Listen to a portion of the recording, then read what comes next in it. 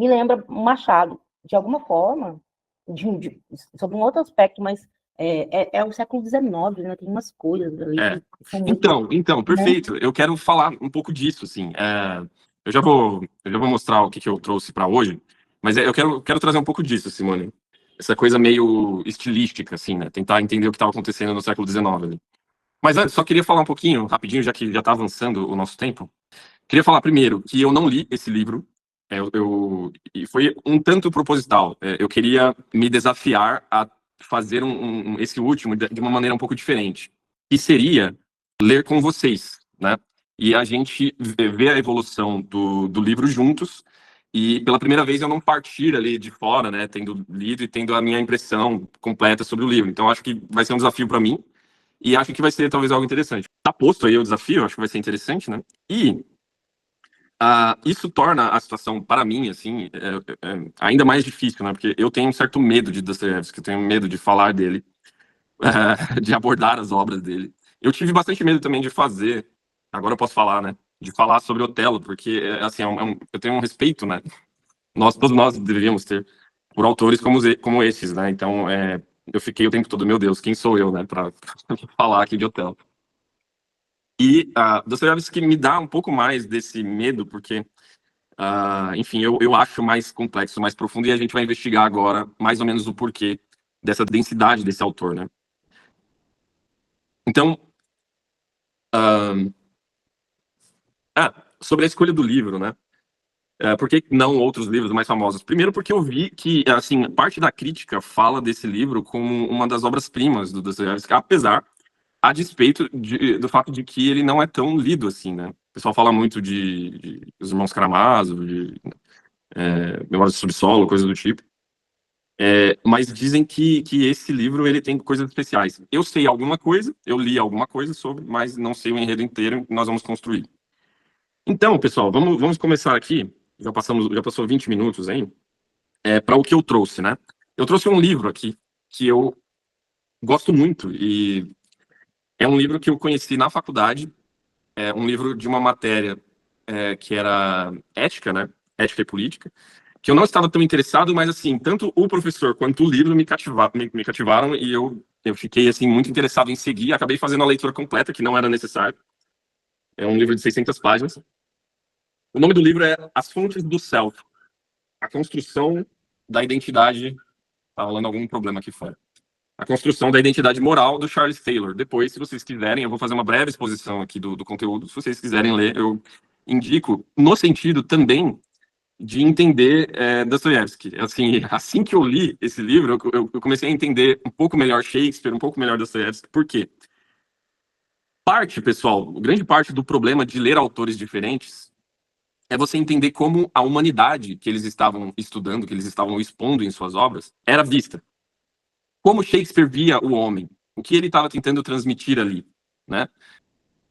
Em termos históricos e culturais, né? Quais eram os problemas que ele lidava ali. E a gente falou bastante disso, eu vou retomar alguma coisa do que a gente pegou de Otelo.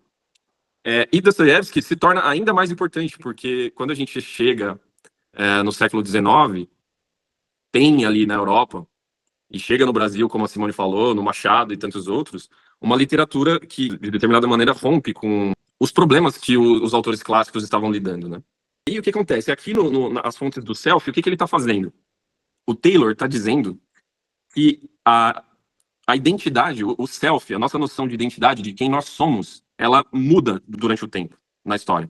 A nossa percepção contemporânea de nós mesmos, ela é um fruto de um processo histórico. Até aí, sim, um tanto óbvio, né?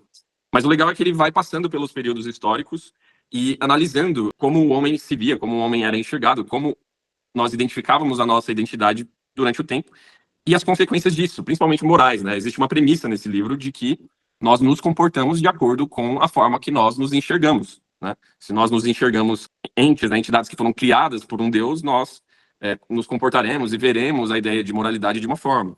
Se nós entendemos que nós somos fruto de um processo químico, físico, biológico, etc., evolutivo, sem nenhum ente, sem nenhuma força que garanta uma base moral imutável, nós nos comportaremos de outra maneira e assim por diante. E os literatos, os escritores, eles estão sob essas condições de acordo com o seu próprio tempo, né? Então, por isso que eu fiz essa conexão entre um e outro. Vamos começar aqui. Eu vou tentar dar uma visão geral nessa primeira parte, sem tentar estender muito para a gente entrar no livro. Vejam, pessoal, eu vou comentar a filosofia de algumas pessoas, e por que eu vou trazer a filosofia aqui. No livro do Richard Weaver, As Ideias Têm Consequências, ele vai dizer o seguinte: nada do que as pessoas comuns pensam são coisas ou ideias isoladas. Ou elas foram produzidas por filósofos, por grandes pensadores, ou a própria conjuntura histórica entrega tais ideias para os próprios pensadores, e a partir desse processo se dissipa, né, pela sociedade. O que eu estou querendo dizer com isso? Quando a gente analisa um filósofo, a gente está, de alguma maneira, nos conectando a, em certo sentido, um pensamento disseminado naquele período. Pode ser que seja um pensamento rejeitado, pode ser um pensamento aceito, mas é uma forma de visualizar as ideias em circulação, tá? Então, por exemplo, a gente vai começar aqui com Homero, e a gente vai passar por Santo Agostinho e outros autores, na tentativa de enxergar como os homens entendiam a sua própria identidade, para, no fim, a gente chegar a entender um pouco Dostoiévski e um pouco de Shakespeare, tá? É esse o plano. Então, vamos lá. O livro começa, então, nessa análise histórica, começa falando de Homero, o autor da Ilíada e Odisseia. O Taylor vai trazer um tal de Snell, um estudioso da cultura clássica, e esse rapaz, depois eu passo as páginas, se vocês quiserem, é um livro espetacular, assim, muito fácil de ler, vale a pena. Esse rapaz, ele vai dizer que, na obra de Homero, as palavras que são hoje traduzidas como uma ideia de alma, elas não tinham o sentido pós-platônico. E é mais ou menos a ideia que nós temos hoje, né? Que é uma ideia do centro da nossa consciência, né? Uma unidade. O que havia ali, no termo psique, era algo muito próximo a uma ideia de força vital, que não tinha uma unidade, não tinha um centro. Ela simplesmente era uma força vital que escapava do homem no momento da morte. Então, o pensamento, o sentimento não tinha um local específico, né? Essa ideia de alma, ela, na verdade, ela era dividida sobre pulmão, coração. As coisas aconteciam no homem em determinadas partes físicas, né? Então, o homem era um pouco dilacerado, e por não ter essa unidade, surge uma moralidade que ela é bastante exterior. A gente falou disso outras vezes, né? Se você ler Homero, nós veremos que o que está em jogo ali é uma moral militar, né? Uma moral da honra, do sucesso exterior, do respeito, do homem procurando pôr o seu nome na eternidade, né? Aí abre, né, uma gama de possibilidades, né? Que o homem, ele é tão desmembrado, ele tem tão pouca unidade, que acaba que existem episódios e momentos que a intervenção divina molda o comportamento humano, né? Existe o clássico exemplo, né, do Agamenon, quando vai falar com Aquiles, vai se desculpar, ele justifica os seus atos como que dizendo que os deuses, a influência de outros seres, o levou àquele comportamento, né? Então, não existe uma unidade no agir, no pensar, no sentir humano, né? É isso que ele vai expor aqui. Em Platão, a coisa muda um pouco radicalmente, assim, a ideia de identidade do homem, né? Porque Platão, ele descobre a alma que é a mesma, mais ou menos a mesma alma que o cristianismo entende, né? A ideia de uma substância que tem um local próprio. E esse local é basicamente no interior do homem. E ele é o centro da nossa consciência, o centro da nossa razão. Inclusive, essa substância é uma substância racional para Platão, né? Essa concepção de que o homem agora não é só um ser desmembrado, mas que ele tem uma unidade, um centro, vai trazer uma espécie de moralidade. É a moral da hegemonia racional, ou seja, vive-se moralmente quando eu vivo de acordo com a razão. Ou seja, seria mais ou menos essa inferência, né? Nós somos alma, a alma é uma substância racional, logo nós devemos viver de acordo com ela. Aí, pessoal, vejam que surge a interioridade. Existe uma mudança que é realmente importante. Abre-se o espaço para a interioridade no homem. E também a ideia de unidade. Por exemplo, né, tem aquela discussão que Platão levanta se é melhor sofrer ou cometer uma injustiça, né? E ele vai dizer, é melhor sofrer uma injustiça. Ou seja, porque cometer uma injustiça é um ato que corrompe a sua alma, você agiu irracionalmente. Você está traindo o seu interior, a sua unidade, né? Então acontece aqui em Platão a centralização e a unificação do self moral, segundo o Taylor. Agora, o que é importante no Platão? Essa interiorização ela é parcial, por quê? A razão está intimamente ligada com a noção de ordem, a noção de cosmos, que é mais ou menos, para o mundo grego, é mais ou menos a mesma coisa. a gente vive de acordo com a razão quando a gente contempla a ordem das coisas. E essa ordem, ela é exterior. Por isso o mundo das ideias. Não sei o quão vocês estão acostumados aí com esse vocabulário do platônico, né? Mas é basicamente a ideia de que existe uma ordem, tanto no mundo físico, aliás, existe uma ordem no mundo físico que espelha uma ordem imaterial e eterna. Então existe toda uma relação da nossa alma, da nossa racionalidade com essa ordem. Então eu vivo de modo racional quando eu contemplo as coisas eternas, quando eu contemplo a ordem, quando eu contemplo a beleza, o bem, eu busco essas entidades, esses universais eternos e vivo de acordo com eles. Então vejam que essa interioridade, ela é parcial. Existe agora uma interioridade humana, um eu, mas ele está à mercê, ou pelo menos deve estar à mercê dessa ordem exterior a ele, né? Quando a gente chega em Agostinho, e aqui o Taylor faz saltos assim propositais, mas que têm conexões, né? São pensadores que influenciam uns aos outros, né? Só um adendo, tá? Para a gente não perder o fio literário da questão que a gente está analisando. De acordo com essa visão platônica, se você lê as obras clássicas, se você lê o teatro grego, até pegando ali o estoicismo, parte da literatura romana, e da literatura cristã também, vocês verão uma base muito forte, até, inclusive, eu diria, em Shakespeare, existe essa camada de que o homem age ali de acordo com a sua interioridade, com os seus pensamentos, suas convicções, mas mirando algo eterno. O reflexo literário, e é isso que eu estou tentando transmitir para vocês, ele está aí, né? Quando surgem as ideias de Platão, a influência que isso causa, tanto na literatura quanto no pensamento filosófico, é muito presente e visível. A gente vai ver isso em Shakespeare já já. Mas vejam, com Agostinho, acontece mais um salto para a interioridade humana. Vejam que a gente saiu de quase uma vida exterior absoluta em Homero, e Homero aqui é importante porque ele é a gênese da nossa cultura ocidental, né? E aí a gente passa para Platão, onde surge uma interioridade, e a gente passa agora para Agostinho, que vai dar mais um salto de interioridade.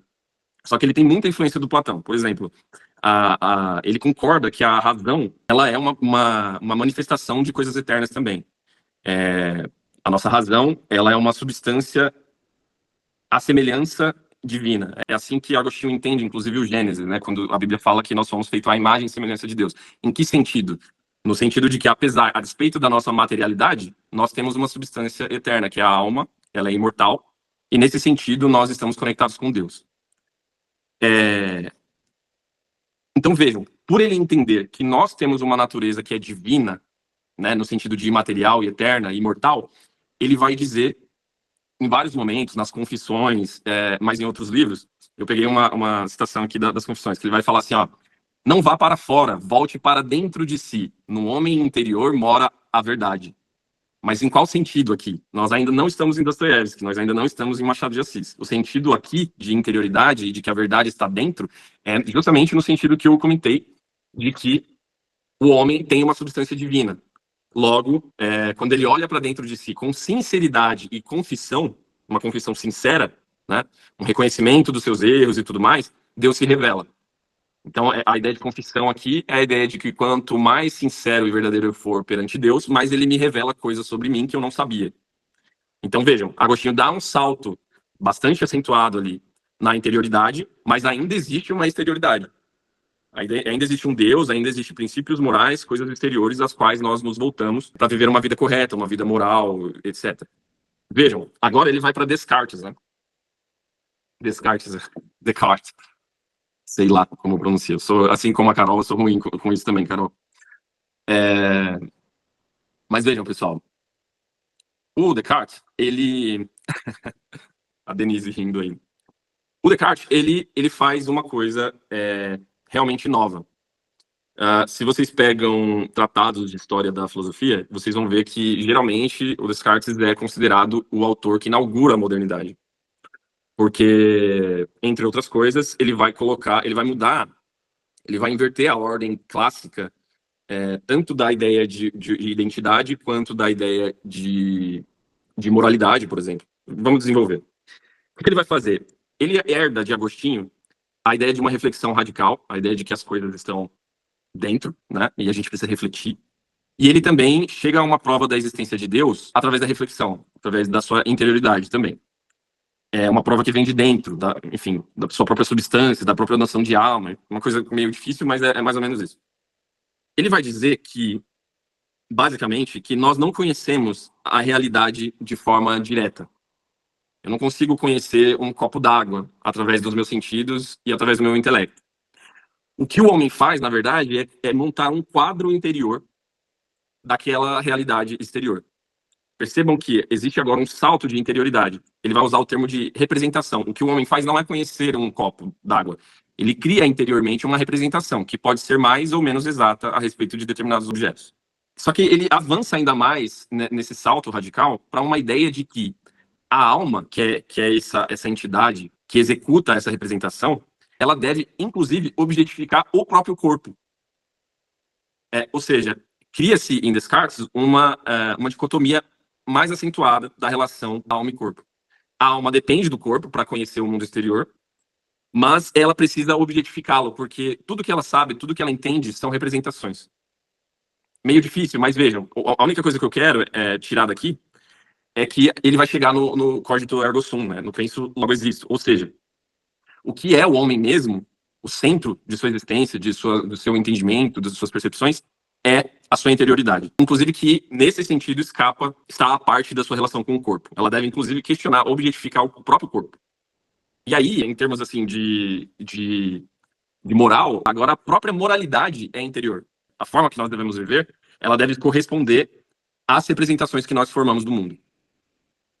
Meio difícil, mas assim, de novo, né?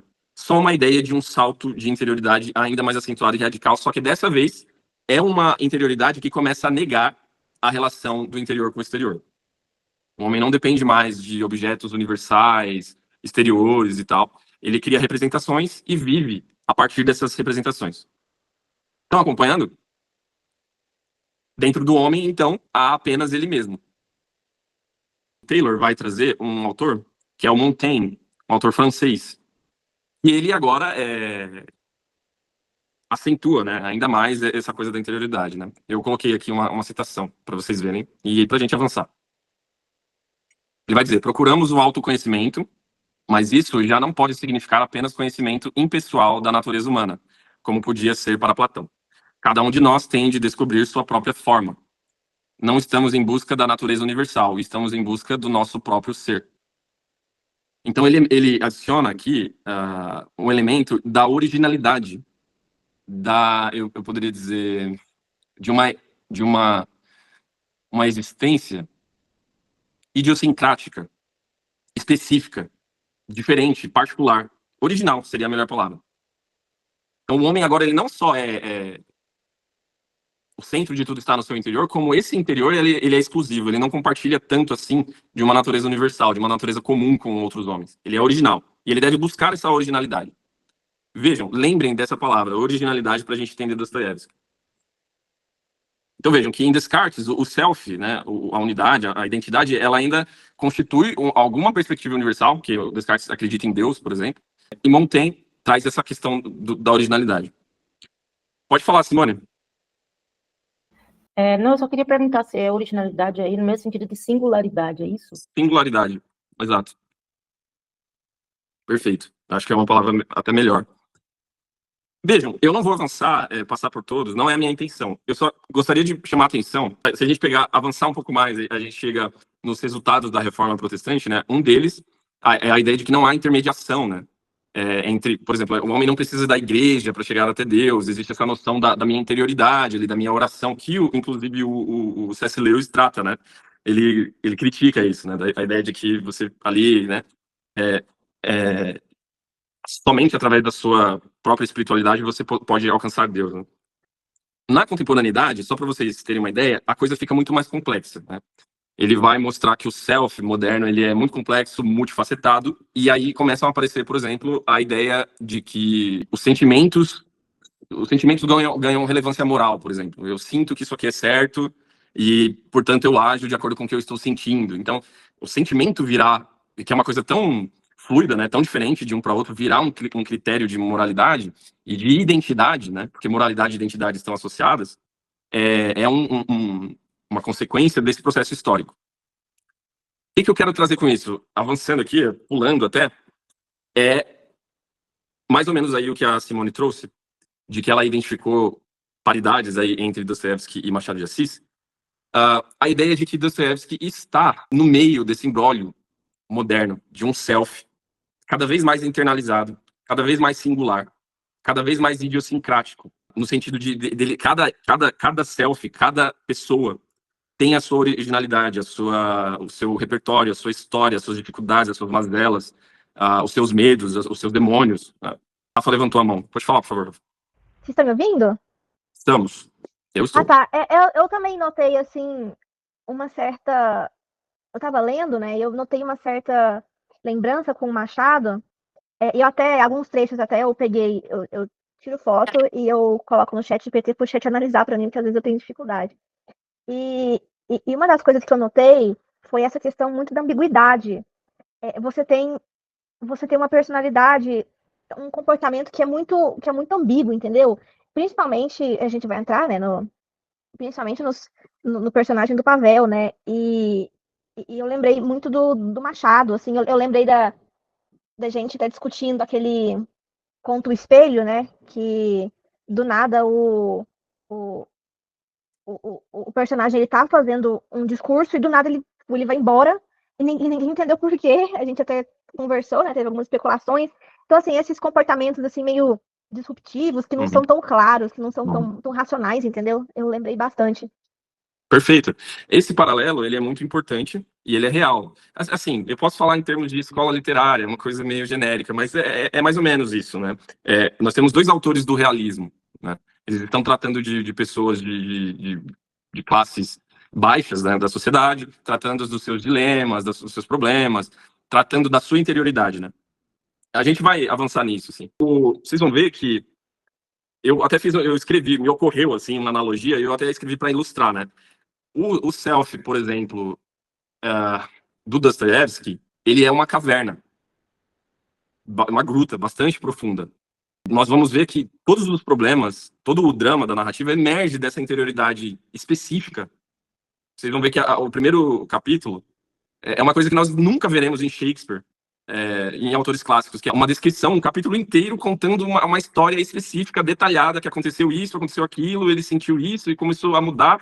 O que o Dostoiévski está apresentando? Ele está apresentando um self moderno, uma identidade moderna, particular, única, exclusiva. E que todo o drama dele vai surgir dessa particularidade, não de uma universalidade, como queria Shakespeare.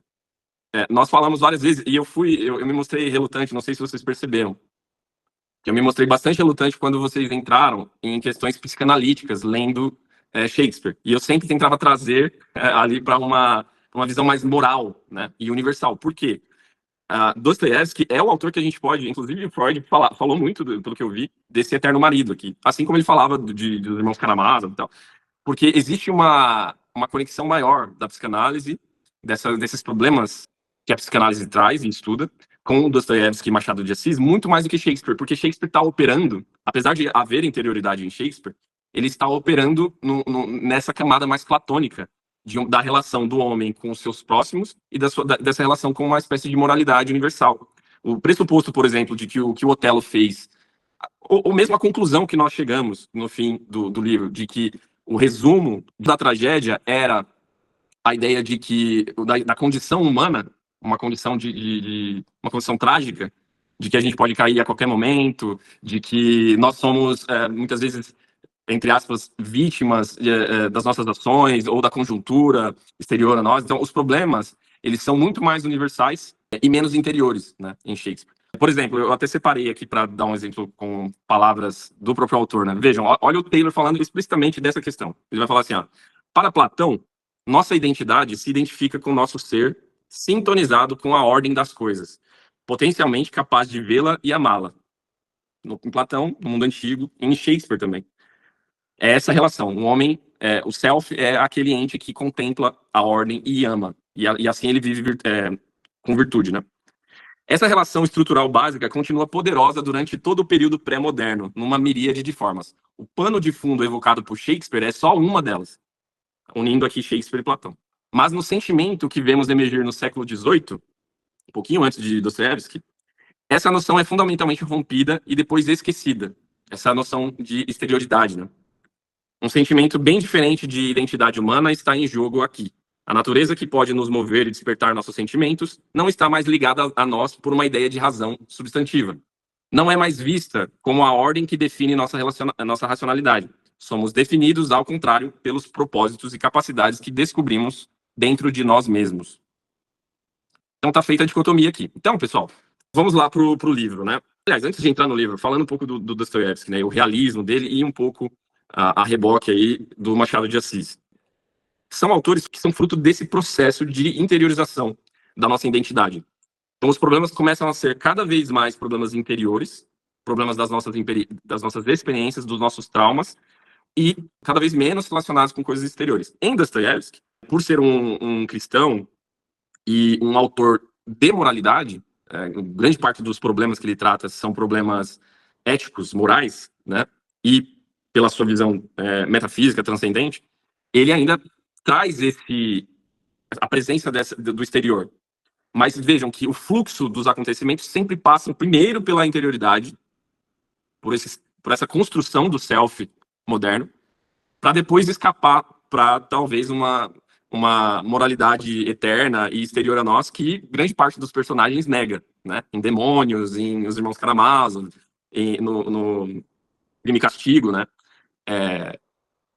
E aí, por estar tratando, então, desse self moderno, ele vai trazer, nós vamos ver, tipo, um self sempre com consciência dividida, sempre relacionado com culpa, sempre uma coisa com culpa, uma coisa com delírio, uma coisa forte de ideologia, né? Ele trata muito em Demônios, principalmente, nos Irmãos Karamazov, assim, tem muito de ideologia o tempo inteiro, ele está tratando muito da ascensão da mente revolucionária, né? O racionalismo que produz loucura, lembrando do Ivan Karamazov, que é o filósofo, né? Desprendido de qualquer exterioridade, de qualquer vínculo com coisas eternas, que no fim acaba louco e influencia alguém, o irmão, a matar o seu próprio pai. Então, enfim, niilismo moral, perda de sentido, narcisismo, é um self, é uma identidade moderna em colapso, né? E é isso que a gente vai ver, então, no primeiro capítulo. Vamos entrar aí no livro, que já está tarde. Como eu disse, então, o primeiro capítulo, ele é construído para ser uma espécie de diagnóstico inicial da alma do Velchaninoff, né? A gente vai empilhar uma série de sentenças a respeito da sua experiência passada, né? Pregressa. Me ocorreu uma palavra aqui que eu nem sei se eu pronunciei corretamente. Pronunciei, Simone? Pregressa? Tá. Então é desse interior que flui todo o drama, né? Como eu havia dito. E aí a gente vai ver, então, nessa construção que é magnífica, pessoal. É assim, é uma outra pegada, é um outro estilo, é uma outra construção. E que a gente precisa ler com calma e de forma atenta, né? Então, o que dentro aqui desse primeiro capítulo, o que na minha opinião, o Dostoiévski traz pra gente, né? Nesse self.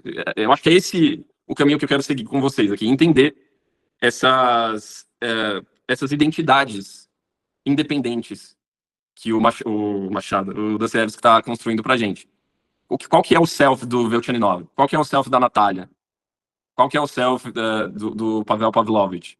É mais ou menos isso que a gente vai discutir hoje e acho, talvez, muito provavelmente, a gente vai meio que levar isso para toda a análise do livro. A primeira fala aí da Simone já me contemplou, era exatamente o que eu queria falar, assim, o paralelo que tem com o Machado é muito grande, né? E eu não sei para vocês aí, mas eu entendo o que você está dizendo de ser uma obra mais densa, mais complicada, mais difícil, mas a gente começou lá em Machado e agora está terminando aqui com Dostoiévski, né? E eu acho que a gente começou lá em cima, pelo menos na minha ótica, né? A gente começou assim, nossa, que deleite, né? Ler Machado aqui, ver isso aqui é um negócio extraordinário e tal.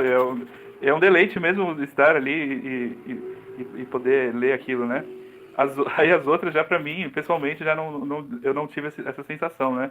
E agora começando essa obra, voltou aquele encantamento, assim, só o fato de sentar, aquilo é extraordinário, parece que e mesmo com essa complexidade toda, mesmo se ele ler um parágrafo inteiro e não entendeu nada, mas aquilo foi tão delicioso de ler as ideias, a concatenação das palavras, é um negócio assim, sublime, é belíssimo, assim, mesmo se você não entender nada, só você vê, nossa, isso aqui é muito bonito, né? E aí a identificação com os personagens, acho que é muito, muito extraordinário. Eles são mais humanos, né? Sim, E aí você vê as outras obras dele lá também, você você sente muito também, não sei se vocês leram Noites Brancas, assim, ele coloca, assim, o personagem lá numa profundidade, assim, que você já começa a sofrer com ele ali e tal, e é muito... pra mim é o maior que existe, assim. Eu compartilho, assim, da sua opinião, concordo. Eu não sei se vocês, só assim, adicionando algo que talvez sirva para vocês, né? Pra gente não olhar para os escritores do passado com um olhar tão assim, que chato, né? Não que nós estejamos fazendo isso, mas eu queria que vocês lembrassem, talvez, de uma fala minha enquanto líamos Shakespeare, que muita gente olha para Shakespeare como olha para a música de Mozart, né? Que é uma música meio purista, assim, meio bonitinha, legalzinha, sem profundidade e tal. E o que acontece na fala do Samuel, que provavelmente todos nós compartilhamos dessa ideia, né, de que Dostoiévski e Machado toca a gente muito mais profundo do que o Shakespeare, em muitos casos. É justamente porque nós somos o self que Dostoiévski e Machado estão analisando. Mas o problema é que nós temos uma natureza compartilhada tanto com os personagens do Dostoiévski quanto do Shakespeare. Nós ainda somos humanos, né? Então é muito mais fácil, né, pessoal, a gente ouvir a música contemporânea porque ela faz parte da nossa realidade, da nossa construção histórica, da nossa formação enquanto indivíduos, né? Quando a gente olha para uma música do passado, a gente tem que, de alguma maneira, se conectar com aquele período, com aqueles problemas, com aquelas sensações, com aqueles contextos, né? E aí, quando a gente consegue fazer isso, é quando a gente consegue entender o que o personagem está trazendo pra gente. É claro que, muito provavelmente, o Dostoiévski vai continuar sendo o melhor autor das nossas vidas, né? Machado de Assis também. Mas eu acho que é essa delícia de ler Shakespeare, e é por isso que eu puxei o pé de vocês todas as vezes que vocês traziam muito psicanálise para ler Shakespeare, né? Porque ele não está tratando daquilo ali. É muito mais dostoiévskiano, né? Tratar dessa profundidade, quase chegando numa espécie de subconsciente, né? Mas o Shakespeare está tratando dessa moralidade eterna, do bem e do mal. São coisas mais puras, mais do Mozart, né? Só que na sua estrutura existe também uma beleza. Enfim, mas assim, dito isso, concordo plenamente. A gente começou em Machado e finalizando em Dostoiévski, eu acho que vai alimentar mais a todos nós, porque é um autor que está muito mais próximo da nossa identidade, né, enquanto selfies, né? Então vamos lá, pessoal. O primeiro elemento que eu acho que tem aqui é o envelhecimento súbito, oriundo, segundo as suas próprias palavras, né? Não dos anos, dos números, mas da qualidade, né, desses anos que passaram. E essa desordem e crise interior, né? Então é uma coisa meio de relação com o tempo. Eu estou chegando aqui aos meus 40 anos e essa maturidade, esse passar dos anos, vai trazendo coisas que a gente não esperava, né? Então o primeiro elemento, entre outros que a gente vai analisar aqui, para mim é esse. Eu vou passar assim mais ou menos as falas, né, para a gente analisar. Então falamos aqui de uma desordem interior. E desse envelhecimento, essa sensação de envelhecimento súbito. Ele vai falar nas primeiras páginas. Tudo começou... Eu passei a caneta aqui, um monte de coisa. Tudo começou a mudar para pior. Tudo me sai às avessas. Existe aqui, já na página 11, uma ruína absoluta da condição financeira. Essa coisa da hipocondria, não sei que desdobramento isso vai ter, mas isso já revela, né, essa desordem interior e tal. Insônia. Né, ele fala em vários momentos aqui a questão da insônia, perda de memória e tal. Essa é uma camadinha mais simples, assim. Rodrigo, é só uma coisinha. Ali, quando eu estava vendo sobre hipocondria, que na época ela era tratada como a histeria masculina. Olha só, aquele livro que você me falou? Letrados. Não, eu vim aqui porque eu achei que não correspondia ao conceito moderno, assim, só da questão de estou doente, né? Preocupação. Uhum. E aí eu vi que era que eles associavam a homens letrados, que perdiam muito tempo com isso, sabe? De maneira pejorativa. E que era uma dança da mente, por assim dizer. Interessantíssimo. Beleza, pessoal, tem essa coisa do envelhecimento, né? Então é um elemento, assim, do tempo passando e as coisas estão mudando, né? É mais ou menos isso que eu vejo aqui.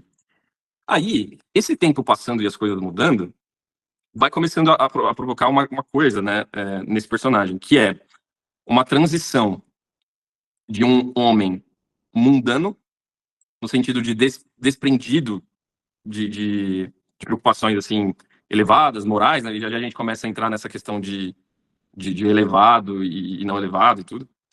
Mas então ele começa a passar, conforme o tempo avança, né, conforme certa idade vai chegando, ele vai passando desse comportamento desprendido para um self reflexivo, mais reflexivo, e culpado. Um elemento de culpa, ou seja, ele passa a vida desprendida dessas preocupações. Ele humilha pessoas, ele faz coisas e naquele momento aquilo cabe, ele aceita e ele prefere trocar a preocupação do não insulto, uma preocupação ética e moral, pela moeda do riso, da zombaria, de um certo status de um cara descolado e tudo. Isso no antes, né? Mas agora começa a invadir involuntariamente uma certa culpa desse passado, como que à luz de uma nova percepção, que seria essa coisa elevada ali que ele fala, e eu vou tentar entender com vocês mais, né? Então o que a gente tem? Antes, nós temos um cara que foi educado de forma mundana, isso tá aqui no texto, ou seja, o que eu entendi aqui é que ele não foi educado diante de princípios, assim, eternos, né? Uma forma mundana, acho que é nesse sentido, principalmente tirando de Dostoiévski.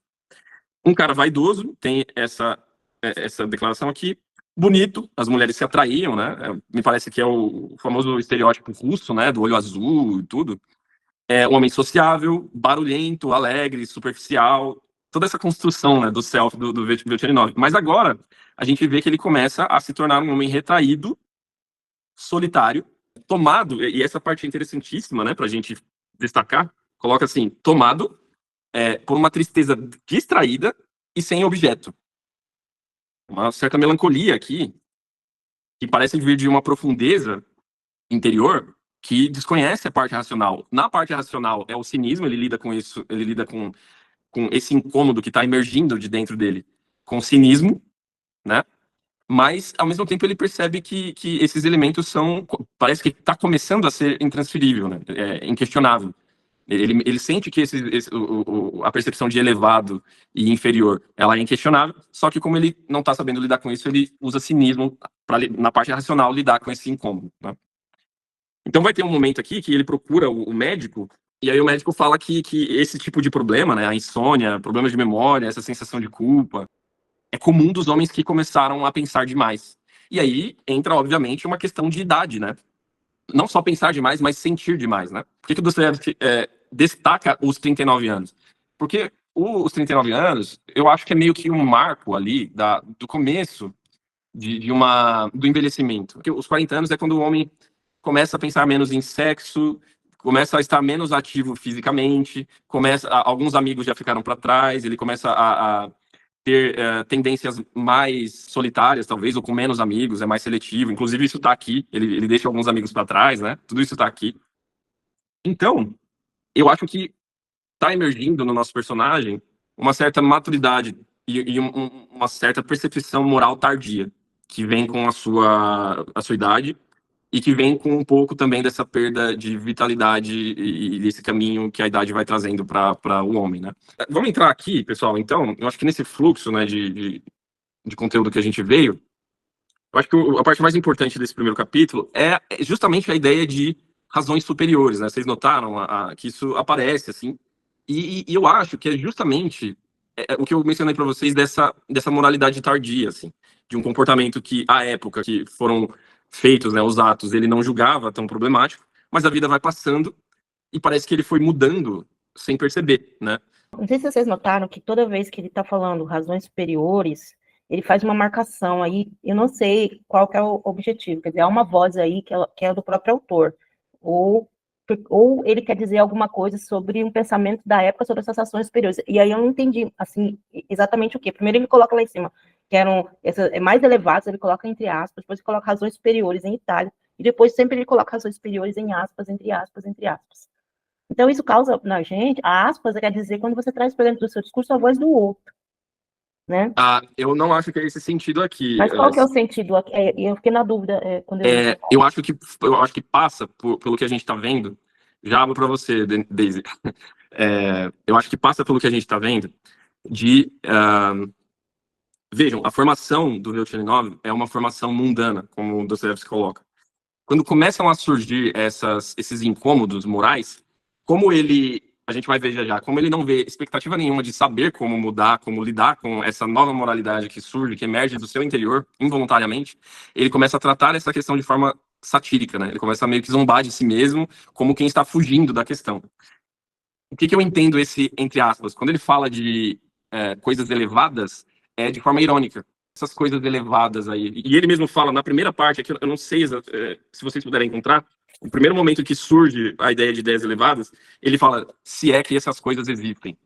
É na página 11, ali no começo, quando ele faz... ele sofria, às vezes, por causas completamente diversas das de outrora, por motivos inesperados e absolutamente inconcebíveis até então, motivos mais elevados, se é que podemos expressar-nos assim, se é que existem realmente motivos superiores e inferiores, acrescentava ele. Perfeito. Então, veja, pessoal, o Dostoiévski é um moralista, né? A questão, por exemplo, a questão central nos Irmãos Karamazov é a moral. Deus existe? Não, Deus não existe. O Ivan prega isso como um intelectual revolucionário.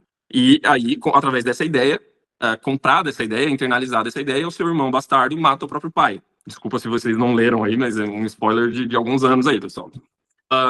No Raskolnikov, no Crime e Castigo, é o mesmo processo. Você compra uma série de ideias, mata uma pessoa, depois a percepção de moralidade natural e inevitável começa a te invadir, e a partir daí você vai criar um certo caminho. Aqui tem o mesmo elemento, mas com menos dramaticidade, né?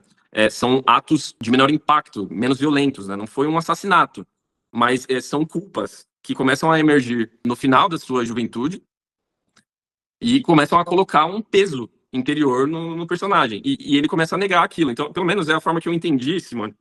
Essas aspas são a maneira do personagem manifestar a sua própria desconfiança em torno dessa percepção moral que ele nega racionalmente, mas sente profundamente interiormente. Sim. Tanto que tem reflexos biológicos, né, fisiológicos nele, né?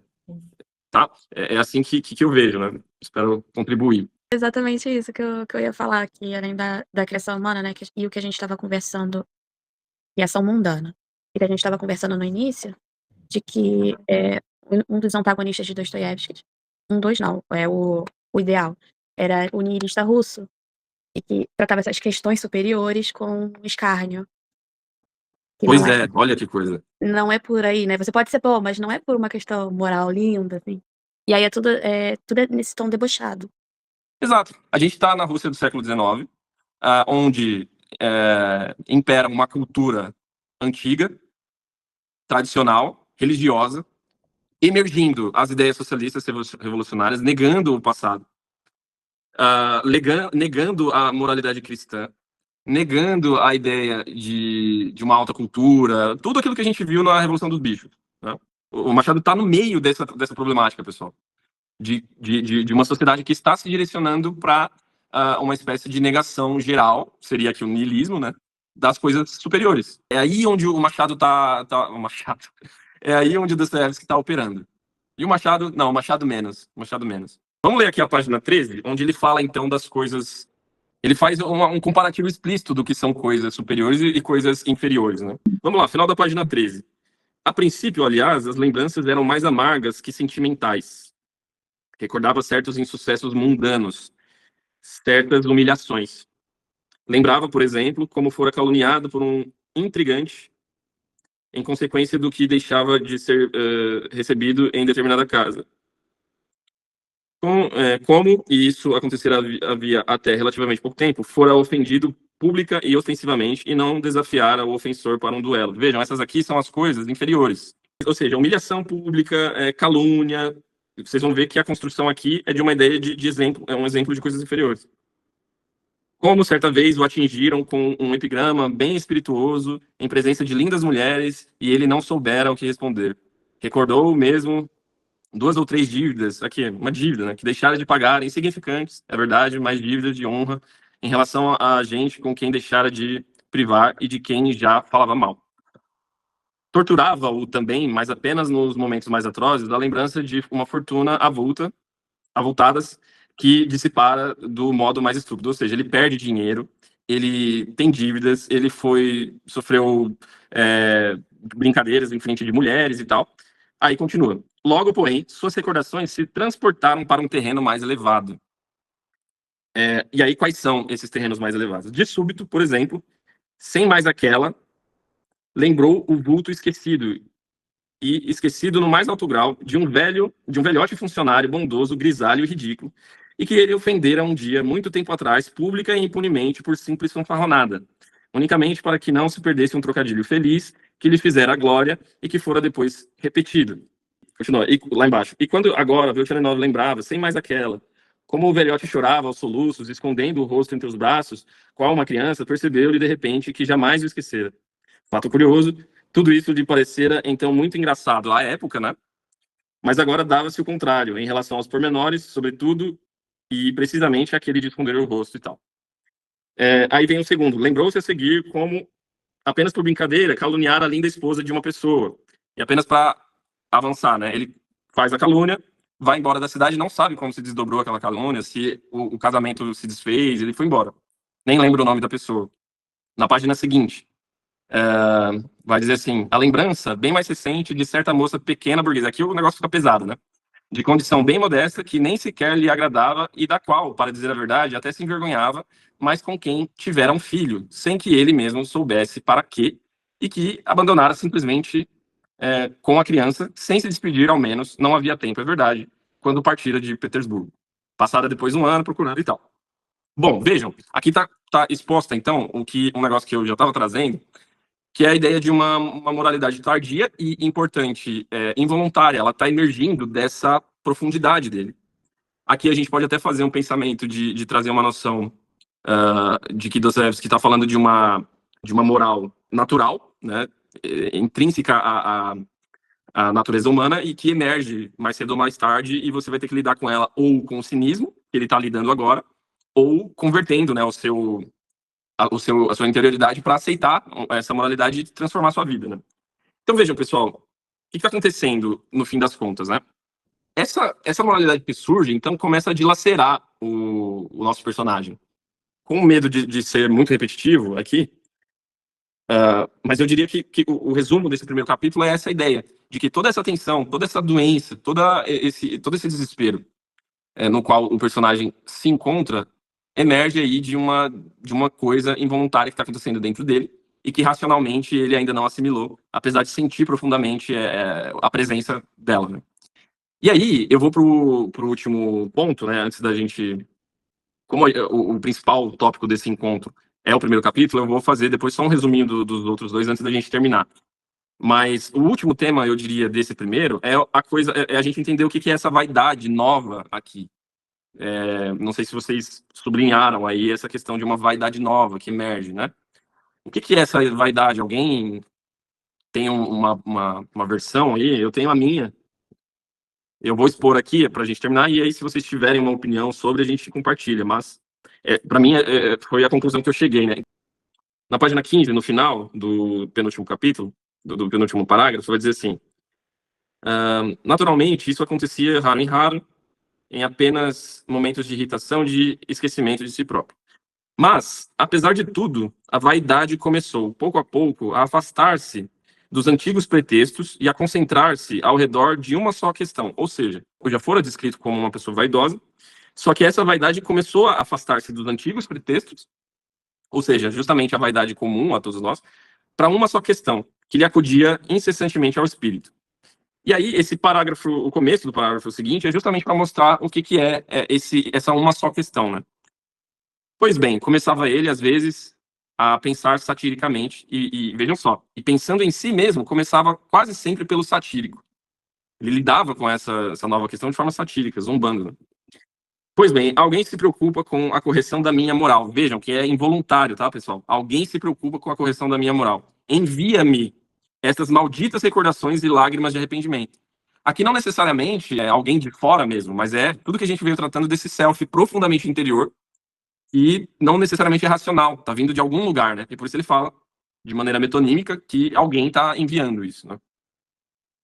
Seja, mas é em vão.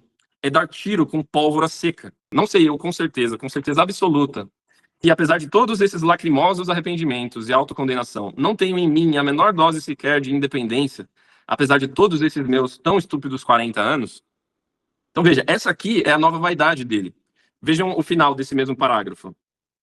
Não serão, pois, tiros de pólvora, né, ficar pensando em tudo isso? E qual a vantagem deles? E para que lembrar, se não consigo dar, pelo menos de algum modo, uma saída decente a mim mesmo?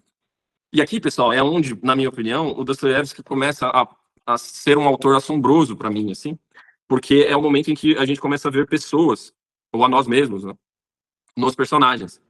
Então, o que ele está falando aqui? Essa vaidade é uma vaidade do ser que a partir de uma maturidade que emerge, ele começa a enxergar coisas que ele não enxergava antes, só que ele não se vê com independência moral, ele mesmo cita aqui, não tenho em mim a menor dose sequer de independência para lidar com esses novos impulsos. Então, o que é essa vaidade? É algo que está comendo a sua personalidade, a sua unidade interior, só que ele não vê forças interiores correspondentes que proporcionem uma reação, uma forma dele mudar de rumo, de comportamento e corrigir, talvez, essas coisas, né? Seja corrigir aceitando o passado ou corrigir lidando de forma diferente com o futuro. Só que essa parte do futuro ele mesmo vai negar. Vocês vão achar que nesse parágrafo, ele falando o seguinte, que pensar nessas questões morais é tiro de pólvora seca, porque se acontecessem de novo as situações das quais ele se arrepende, ele se comportaria do mesmo jeito, porque ele não tem independência nenhuma. Me parece que esse self, esse eu, ele está dilacerado no sentido de que ele passou a enxergar coisas novas, mas ele não sabe lidar com elas e não quer lidar por causa talvez do esforço, ou talvez da complexidade, ou talvez da nossa própria incompetência de, às vezes, mudar a nossa realidade, né? De lidar de uma forma nova com todos os vícios que a gente carrega, e todas as culpas e tudo. Então, eu acho que é meio nesse... escravizado por ele mesmo. Por ele mesmo, exatamente. É assim que ele se vê. Eu não sei se isso vai perdurar durante o romance, a gente vai descobrir. Poxa, fez uma anotação no passo falar que vocês não leram? Se você quiser, pode puxar. Não, vou deixar pra mais pra frente, quando aparecer. Tá. Vou salvar aqui pra botar na outra parte. Beleza, eu vou encerrar, pessoal, então, falando o seguinte, ó. Nós temos, então, aqui um self, né? Uma descrição profunda de um personagem único. Qual foi a palavra que você usou, Simone? Particular. Particular. E, então, ele está dilacerado ali por questões. O segundo capítulo, ele é interessante, gostoso de ler, mas resumindo de forma bastante objetiva, é o aparecimento, então, de uma pessoa misteriosa, da qual ele não se recorda, mas sente que essa pessoa está seguindo. Existem 5 encontros, né? A Simone falou no começo, é uma construção muito que te prende, né? Quem é essa pessoa, de onde veio. Só que, vejam que existe um paralelo aqui, e isso vai ficar cada vez mais forte, de assim como surgem coisas interiores sobre o passado, estão surgindo coisas exteriores, né? Existem os fantasmas interiores e os fantasmas exteriores que estão aparecendo, né? E vejam que isso é tão verdade que nesse capítulo tem um elemento onírico, né? Um elemento de sonho. É o sonho que é o mais legal, acho, desse e que aí a gente pode, trazer psicanálise, trazer toda essa carga mais moderna, né? Para esse debate, porque fica muito claro aqui que é um sentimento persecutório, né? Um sentimento no sonho. Ele está sendo perseguido, né? As pessoas, uma multidão, reuniu-se ali uma multidão imensa, uma imensa multidão na casa dele, né? Mas não cessava de entrar gente, e o que se esperava ali era um veredito, né? Tá mais aqui para frente. Parecia que as pessoas esperavam também desse homem, tinha um homem que se destacava, né? Esperavam também desse homem a palavra mais importante, a inculpação ou a absolvição. Então, veja, um elemento de culpa, né? Eu lembrei muito do Crime e Castigo nesse pedaço. Que ele ficava toda hora com aquela neura, né, com a culpa e tudo. Mas aqui é o sonho, né, foi muito bem escrito. Perfeito. E aqui tem elementos muito claros de interpretação. A gente não precisa ser profissionais, né, da área para ver que existe esse elemento de perseguição, existe um elemento fortíssimo de culpa, e a forma com que ele lida no sonho é a mesma forma que ele está lidando na vida, né, que ele vai e bate no cara sem parar, né, nega aquele fantasma que o atormenta, de certo inebriado, aqui a cólera e o medo davam origem, e que a raiva pela insânia, mas que encerrava também uma delícia infinita, né? Ele batendo na pessoa, sentindo uma delícia infinita também, como quem tá apagando, né? Destruindo esse fantasma, né? Queria destruir tudo aquilo tudo, ele vai dizer aqui. Samuel, por favor. Espero ser rápido aí. A Simone falou do Crime e Castigo, né? Eu não sei se o Dostoiévski ele é tão profundo nos personagens dele. Ele mostra ali todos os corredores ali da mente da pessoa e aí a gente fica com a impressão de que os caras são meio malucos, meio insanos, assim, mas eu não sei se são mesmo ou se pelo fato da gente entrar tanto na mente deles ali. O irmão do meio ali dos irmãos Karamazov também tem ele é um cara meio esquisito, assim, também um cara super inteligente e tal. Mas ele também é um cara meio desconfiado e tal, sempre meio com angústia persecutória, assim, grande e tal. E eu tenho também Acaba louco, né, o Ivan. Isso, o ladrão honrado também, o cara também vive lá, tipo, atormentado lá com o que ele fez. Então, assim, eu não sei se é por conta da profundidade que a gente acaba conhecendo ali, e acaba se identificando também, né, com os personagens, e acaba vendo, pô, esses caras são todos os caras meio malucos, assim, mas eu acho que é porque a gente tá indo muito a fundo na mente deles, assim, né? E essa é a magia da obra dele, né? E a gente consegue Eu acho. Sim. adentrar ali no... Não, perfeito. Inclusive, Samuel, eu separei aqui eu vou encerrar a nossa reunião agora, fazendo um comentário sobre esse ponto que você levantou. Então, veja, eu estava falando, né, que é o momento, então, que o Dostoiévski começa a parecer um autor bizarro, assim, de bom, né? Porque ele começa a refletir pessoas que a gente conhece ou que a gente é, né? Enfim, e aí tem nesse capítulo 2, tem esse vai e vem do encontro desses dois personagens, que depois só vai se dar, de fato, no terceiro capítulo. Né? O terceiro capítulo começa com o encontro definitivo dos dois. E aí a gente encerra aqui, pessoal, então, tendo uma visão geral desse capítulo, que é o seguinte: daria pra gente fazer uma reunião toda também baseada nesse terceiro capítulo, porque assim como a gente entrou a fundo, como o próprio Dostoiévski entra a fundo no self, né, na identidade do Velchaninoff, aqui, inclusive, o próprio nome do capítulo é o nome extenso, completo, do Pavel Pavlovich Trussovsky. Não, Trussovsky. Ou seja, aqui ele vai apresentar agora um novo self, né, com as suas idiosincrasias, com as suas experiências. Então, percebam, um elemento importante de toda a reunião aqui que a gente teve.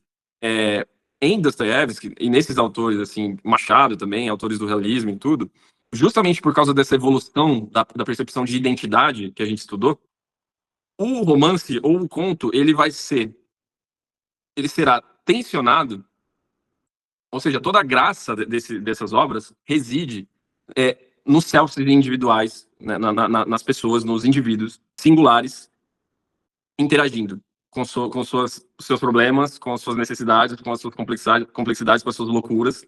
Então é uma coisa muito humanística, né? A gente vê um personagem ímpar, com uma história específica, com seus problemas específicos. Aí aparece outro, e eles interagem, e eles criam, a partir dessa interação, um drama, um problema que a gente vai acompanhar.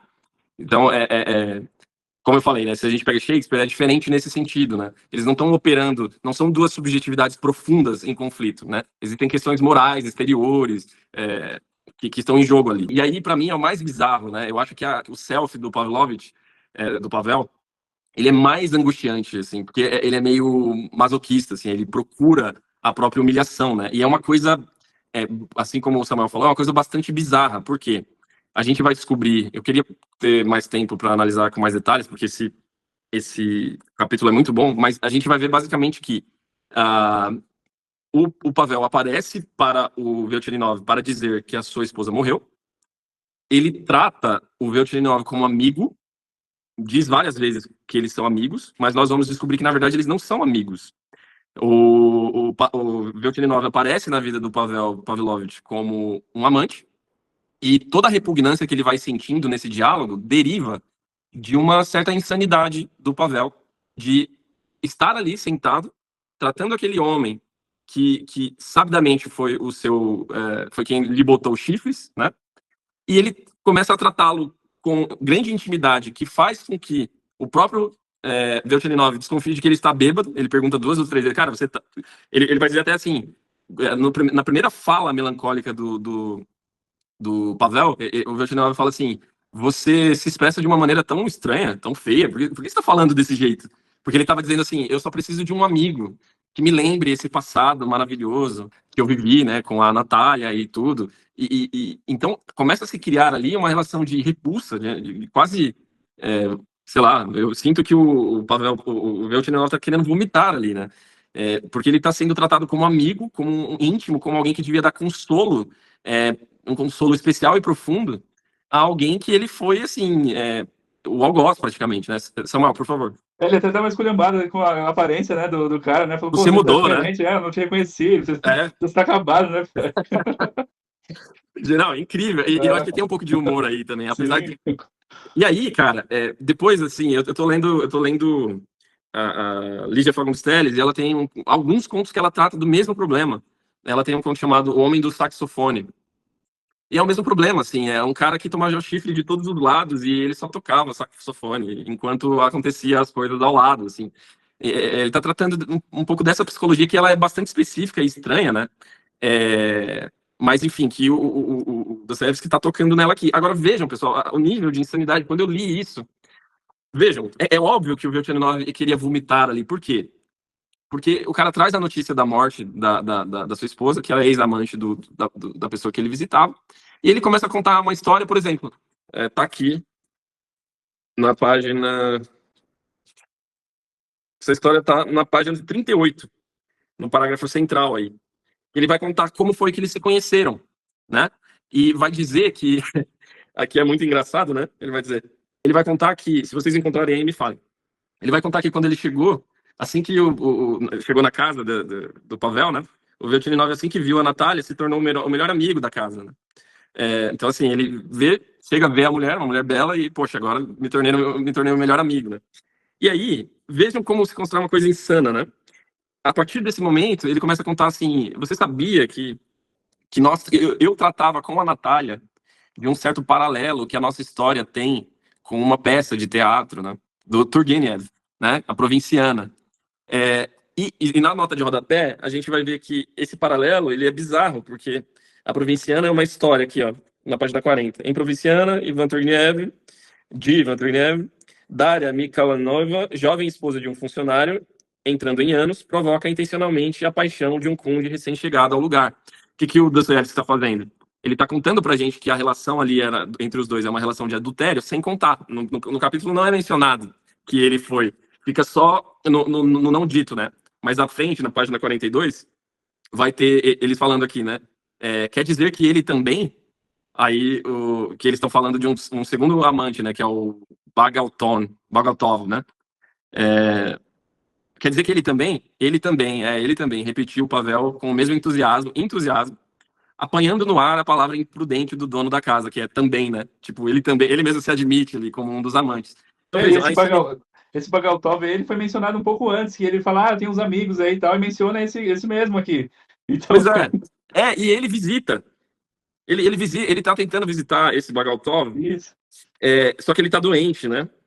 Vou lá, aqui na página 42, vou lá todos os dias, há 3 semanas, não me recebe, dizem que está doente e não me pode receber. Então, a parte mais que me incomodou foi essa parte do teatro. Por quê, pessoal? Vejam isso. O Pavel conta pro Veltchanov que ele e a esposa, ele e a Natália, falavam em momentos íntimos que a história deles dois com o Veltchanov lembrava a história da Provinciana, dessa peça de teatro. Que o enredo é basicamente um casal que recebe uma pessoa de fora e a mulher passa a se relacionar com esse homem, né? Ou seja, trai o marido. E aí, o próprio Pavel coloca o Veltchanov, dá o nome do personagem que pegou a mulher do personagem do teatro, né? Ele não só traz à tona aquele enredo, como ele dá nomes. Eu sou o marido da peça, a Natália era a mulher da peça e você era o rei, alguma coisa aqui que eu não lembro o nome. Aqui, ó, Stupinjev, né? Na página 41. E ele fala, você era Stupinjev. Aí, para terminar, né, de forma mais bizarra, ele vai dizer que o Veltchanov foi embora muito rápido, mas o Balgatov, ele fica longos 5 anos. Ele nos premiou com a sua amizade, página 41. Nos premiou com a sua amizade exatamente 1 ano depois que o senhor, e de modo semelhante. E ele ficou exatamente 5 longos anos, né, ali, cuidando dos afazeres do Pavel. E aí, a parte insana que eu queria mencionar é que, com esse segundo personagem, com o Balgatov, eles interpretaram a peça. Vocês viram isso? Eles interpretaram a peça com esse segundo amante, que não deu tempo de fazer com o Veltchanov. Se ele tivesse ficado, ele teria talvez sido um dos protagonistas. Mas isso tá na... Quer ver? Deixa eu ver Na aqui. 42 ali, na 42. Página 42? É bem o terceiro parágrafo, que é o diálogo ali.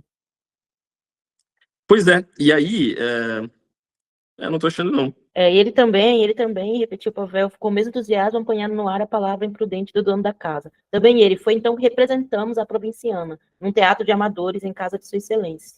Então, o hospitaleiro Semyonovitch, sei lá, Stepan Mikhailovitch, fazia o papel do conde, eu, o do marido, e a defunta era a provinciana. Mas depois tiraram meu papel do marido por insistência da defunta, de modo que não cheguei a representá-lo. Parece que por incompetência. Ele não interpretou por causa de incompetência. Muito bem.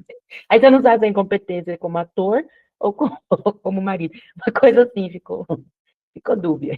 Então, aqui é uma insanidade que deixa o Velchanov enojado.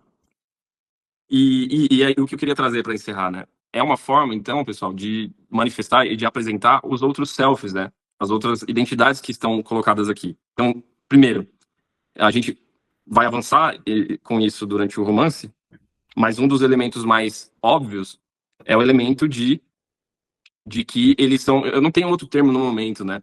Mas eles são masoquistas no sentido moral, assim, de procurar a própria humilhação, de procurar essa ofensa e alimentá-la e viver de alguma forma dela, né? E isso no caso do Pavel Pavlovich. No caso da Natália, o self dela, a gente vai conhecer mais, eu acho, durante o romance, mas me parece ser, né, justamente a ideia da provinciana, dessa mulher desprendida, né? Dessa mulher vaidosa que procura na atração sexual, né, na sua sensualidade, um tipo de realização que cubra algum outro espaço, né, algum vazio dentro dela. Me parece que é mais ou menos isso, a gente vai provavelmente ver adiante, né? Esse capítulo 3, eu achei assim, é muito bizarro, essa conversa deles é ao mesmo tempo cômica, ao mesmo tempo tensa, ao mesmo tempo confusa, né, e porque toda hora você acha que o Viotti vai pular nele, assim, tem um ímpeto, assim, que você não entende, quanto que ele que era o amante, então, assim, fica uma coisa muito, assim, e a gente vai descobrindo aos poucos, né, ali naquela conversa. Então, assim, eu acho que é um capítulo que também anuncia, né, seguir cena das próximas coisas que vão isso é importante. O que eu ia falar sobre o que o Samuel levantou, eu acho que mais ou menos o Samuel mesmo já definiu, mas só para fechar também a reunião, percebam, pessoal, que o que está acontecendo aqui, eu não vejo muito como uma loucura, né? Que os personagens do Dostoiévski são meio necessariamente loucos, mas eles são únicos, né? Eles são exclusivos, eles são self no sentido moderno. Eles têm eles são idiosincráticos, né? Eles têm a sua carga, né? De experiências, de traumas, de questões. Eles são muito individualizados, né? Eu acho que é um pouco essa questão que nos traz essa impressão de que eles são meio fora da caixa, mas o sentido mesmo que eu acho que a obra do Dostoiévski traz é de que desse isolamento, um pouco desse isolamento do eu, assim, na modernidade, sabe? As pessoas são muito características, elas têm os seus próprios problemas e a sua própria vida e a sua própria maneira de lidar com esses problemas. E eu acho que a nossa sensação lendo é que a gente está lidando com pessoas ímpares, assim, que a gente, né, ao mesmo tempo que a gente compartilha uma coisa ou outra com elas, Sim. elas são muito diferentes, né? Acho que é justamente aí a gente se enxerga nelas, né, e consegue emergir, tá ali dentro dos pensamentos delas mesmo, assim, de tão profundo que é, né, e não é uma profundidade, assim, é profundo, assim, e tem essa beleza, essas sutilezas todas, e é aí que tá a magia, né, de ler e tal, e é muito legal. Mas Total. essa coisa Incrível. do triângulo amoroso aí, né, tem no Noites Brancas lá também, não sei se vocês já leram, assim, é um negócio meio esquisito, assim, ficam ali os dois conversando, mas tem um terceiro e tal, e aí ele fica achando que no fim vai dar tudo certo pra ele, mas não dá, e ele fica toda aquela tensão e naquela expectativa, e é bem curioso. E, cara, mais uma semelhança divertido. com Machado, né? A Cartomante, Quincas Borba, o Dostoiévski que eu lembrei dos irmãos Karamazov, que tem um triângulo amoroso entre o pai, o filho Sim. e a Glushenka, né? Então, são temas, assim, muito realistas, realmente, né? Temas que a gente convive, né? O tempo inteiro. É só abrir sei lá, o Rodrigo Faro, aí, sei lá, quem tá na TV hoje. Mas que a gente vai ver esse tipo de escândalo e tal, né? Como é a primeira vez que eu tô lendo, eu acho que muita coisa, pelo menos da minha parte, vai ficar para trás, né? Mas aí a gente relê mais pra frente e vê se alcança novos significados, porque é uma obra muito profunda, né? Mas é isso, meus caros. Vamos descansar, são 10 horas. Na segunda-feira que vem a gente continua. E vamos apreciar, porque é o último livro aí, do ano, pelo menos, né? E em ótima companhia, né? Beleza? Beleza, obrigada, Rodrigo. Bom descanso aí pra Tchau, vocês. Samuel. Tchau, Samuel. Fujam de triângulos amorosos, tá? Tchau, gente. Tchau. Falou.